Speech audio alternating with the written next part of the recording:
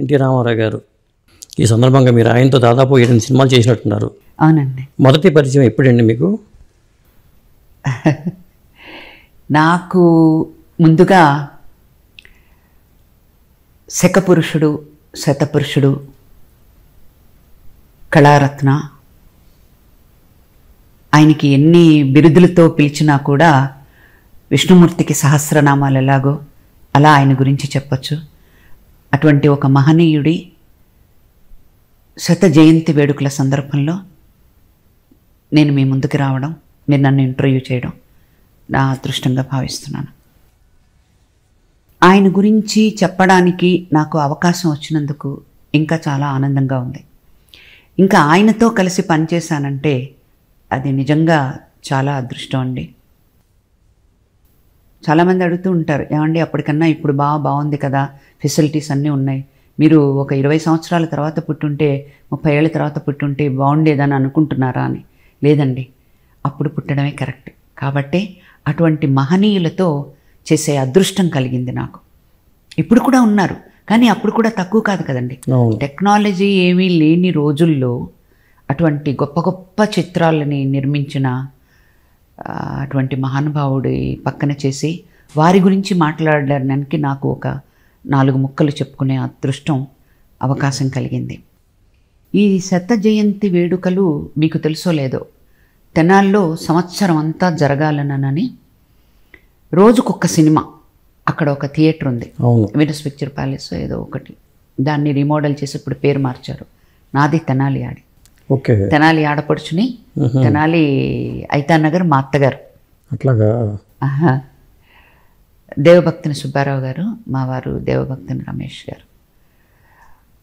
అక్కడికి తెనాలి వెళ్ళి ఫస్ట్ ఈ శత జయంతి వేడుకల్ని స్టార్ట్ చేసింది తెనాలిలో. ఆ జ్యోతి ప్రజ్వలనం చేసినప్పుడు బాలయ్య బాబు గారు, లేదు తెనాలి ఆడపడుచు కాబట్టి ఆవిడ ఉంటేనే యాప్ట్, ఆవిడ రావాలి అని మరీ మరీ కోరారట. అట్లాగా. అది నా అదృష్టం, ప్రభగారు రావాలి అనని. మార్నింగ్ షో వెంకటేశ్వర మహత్యం అనే సినిమాతో మొదలైంది. జ్యోతి ప్రజ్వలనం చేసి ఆయనకి పూలమాల సత్కరించి ఆయనకి దండం పెట్టి, ఆ తర్వాత ఈవినింగు నా వెనకుంది అవార్డు ఉంది, ఆ అవార్డును అందుకున్న ఈ వేడుకల్లో మొట్టమొదటి హీరోయిన్ని నేనే. ఓకే. అది నా అదృష్టం అని చెప్పుకోవాలి. వారి పక్కన చేసిన హీరోయిన్స్లో ఆ మొట్టమొదటి అదృష్టం నాకే దక్కింది. బి సరోజదేవి గారు, షౌకా జార్కి గారు, వీళ్ళందరూ ఉన్నారు. నేను అన్నాను కూడా, వాళ్ళందరూ ఉన్నారండి. ఇంకా నాకన్నా పెద్దవాళ్ళు సీనియర్స్ అందరూ ఉన్నారు. ఫస్ట్ నన్ను చిన్నదాన్ని నన్ను పిలుస్తున్నారేంటి అంటే, కాదండి, వారి స్టూడియో ఓపెనింగ్ హీరోయిన్ కూడా మీరే కాబట్టి మీరు వస్తే కొంచెం బాగుంటుంది, యాప్ట్గా ఉంటుంది. పైగా తెనాల్లో జరిగేది. అక్కడి నుంచి ఆయన బుర్రా సాయి మాధవ్ గారు, ఇవన్నీ కూడా మన బాలయ్య బాబు, నందమూరి నటసింహం నందమూరి బాలకృష్ణ గారి ఆధ్వర్యంలో తండ్రి గారికి ఈ శత జయంతి వేడుకలు సంవత్సరం మొత్తం జరగాలని ఒక అద్భుతమైన ఒక తలంపుతోటి ఈ యజ్ఞాన్ని స్టార్ట్ చేస్తే, ఆ యజ్ఞం రోజున మొట్టమొదటి కథానాయికను నేను జ్యోతి ప్రజ్వలనం చేసింది బాలయ్య బాబు గారితో. ఆ పురస్కారం కూడా మీరే అందుకున్నారు. ఆ పురస్కారం కూడా, ఆయన అవార్డు కూడా నేనే అందుకున్నాను. ఇక చిన్నప్పటి నుంచి తెనాలిలో పుట్టి పెరిగాను కాబట్టి, అంటే నా 12 ఏళ్ళు 13 ఏళ్ళు వచ్చే వరకు తెనాలిలోనే ఉన్నాను. తాలూకా హై స్కూల్లో చదివాను, 7th స్టాండర్డ్. అప్పుడు వీనస్ పిక్చర్ ప్యాలెస్లో మా డాన్స్ క్లాస్ ఉండేది తాలూకా హై స్కూల్లో. ఇది డాన్స్ క్లాస్కు వెళ్ళేటప్పుడు వారి సినిమా పరమానందే శిష్యుల కథ, ఆ డాన్స్ క్లాస్ డుమ్మా కొట్టి, డాన్స్ అంటే ఇష్టం, అంతకంటే ఇష్టం రామారావు గారంటే.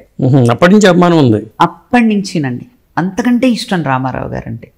ఒక గుండమ్మ కథ కానివ్వండి, అంటే సోషలైజ్ మూవీకి నాగేశ్వరరావు గారంటే ఎంత ఇష్టపడేదాన్నో, ఇక దేవుడన్నా ఈయనే, రాముడన్నా ఈయనే, కృష్ణుడన్నా ఈయనే, రావణాసురుడన్నా ఈయనే, లేకపోతే ఒక రాజకుమారుడు విఠలాచారి గారి మూవీస్ అన్నీ, అసలు రాజకుమారుడు అంటే ఇలాగే ఉంటాడా అని అనిపించేదండి.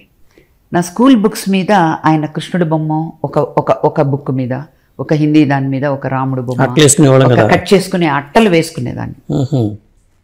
అంటే అది హిందీదా, అది మ్యాథ్సా, అది ఏంటననేది ఆ ఫోటో చూస్తే తెలిసిపోతుంది. ఒకటి రాజకుమారుడు, ఒకటి రాముడు, ఒకటి కృష్ణుడు, ఇలా ఉండేవి. ఇలా ఎన్నని చెప్పమంటారు, ఆయన వరుస పెట్టి సావిత్రి గారు కూడా నాకు ఆరాధ్య దేవత ఆడవాళ్ళల్లో. ఇంకా సావిత్రి గారు రామారావు గారి సినిమా వచ్చిందంటే వదిలేదాన్ని కాదండి. తిట్లు తినేదాన్ని, దెబ్బలు తినేదాన్ని అమ్మ వాళ్ళతోటి, ఎందుకు క్లాసులకు వెళ్ళలేదని. అంటే అది సినిమా పిచ్చి కాదు, వాళ్ళ మీద నాకు ఉన్న ఆ ఒక విపరీతమైన మక్కువ, ఆరాధన.